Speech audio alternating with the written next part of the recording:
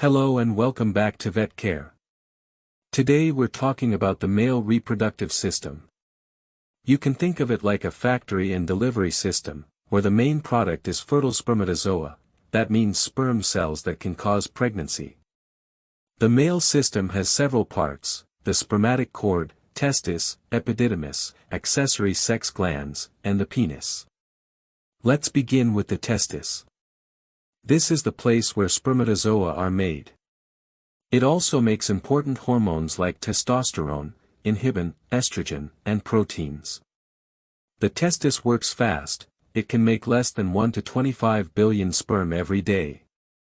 That's about 35,000 to 200,000 sperm every second. The testis sits in the scrotum, which is outside the body, because spermatogenesis needs a cooler temperature to work properly. Once sperm are made, they start their journey. First, they move through the reedy tubules and efferent ducts. Then, they enter the epididymis. The epididymis has three parts: the head, body, and tail.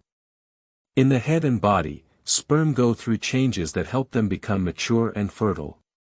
The tail is like a storage area. It holds sperm that are now fertile and motile, that means they can move. When the male is sexually excited, the tail of the epididymis contracts. This pushes the sperm into the ductus deferens, which moves them to the pelvic urethra.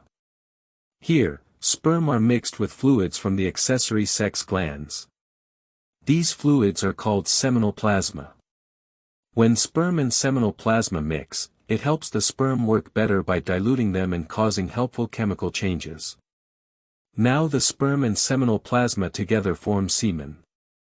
This is the final product. The penis is the delivery system. It uses special muscles to help with erection, protrusion, and ejaculation, so the semen can be released into the female during mating.